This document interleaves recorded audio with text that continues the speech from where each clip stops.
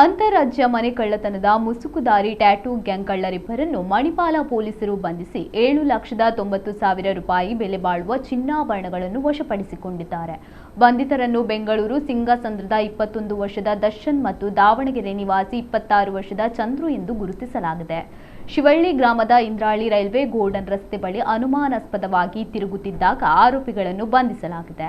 ಆರೋಪಿಗಳ ಕಳವು ಮಾಡಿದ ಚಿನ್ನಾಭರಣಗಳನ್ನು ಶಿವಮೊಗ್ಗದ ಲಾಡ್ಜ್ ಒಂದರಲ್ಲಿ ರೂಮ್ ಮಾಡಿ ಇಟ್ಟಿರುವ ಬಗ್ಗೆ ತಿಳಿಸಿದ ಹಿನ್ನೆಲೆಯಲ್ಲಿ ಪೊಲೀಸರು ಅಲ್ಲಿಗೆ ತೆರಳಿ ಚಿನ್ನದ ಕರಿಮಣಿ ಸರ, ಚಿನ್ನದ ನೆಕ್ಲೆಸ್, ಚಿನ್ನದ ಕಿವಿಯೋಲೆ, ಚಿನ್ನದ ಚೈನ್ ಸಹಿತ ಒಟ್ಟು 7,90,000 ರೂಪಾಯಿ ಮೌಲ್ಯದ ಚಿನ್ನಾಭರಣಗಳನ್ನು ವಶಪಡಿಸಿಕೊಂಡಿದ್ದಾರೆ.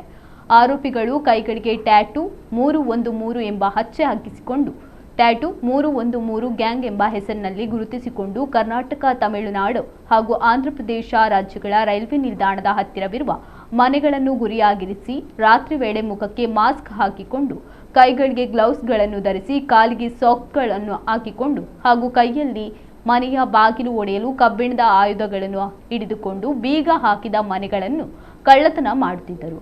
ಆರೋಪಿಗಳು ಮಣಿಪಾಲ ಪೊಲೀಸ್ ಠಾಣಾ ವ್ಯಾಪ್ತಿಯ ಉಡುಪಿ ತಾಲೂಕು ಶಿವಳ್ಳಿ ಗ್ರಾಮದ ಕುಂಚಿಬಿಟ್ಟು ಮಂಚಿಕೋಡಿ ಮನೆಯ ಅಮಿತಾ ಡ್ಯಾನಿಯಲ್ ಇವರ ಮನೆಗೆ ನುಗ್ಗಿ ಕಳವು ಕೃತ್ಯ ಎಸಗಿದ್ದರು. ಮನೆಯಲ್ಲಿದ್ದ 75 ಗ್ರಾಂ ತೂಕದ ಸುಮಾರು 7 ಲಕ್ಷ ಮೌಲ್ಯದ ಚಿನ್ನಾಭರಣಗಳನ್ನು ಕಳವು ಮಾಡಿಕೊಂಡು ಹೋಗಿದ್ದು ಅವರು ಮಣಿಪಾಲ ಪೊಲೀಸರಿಗೆ ದೂರು ನೀಡಿದ್ದರು.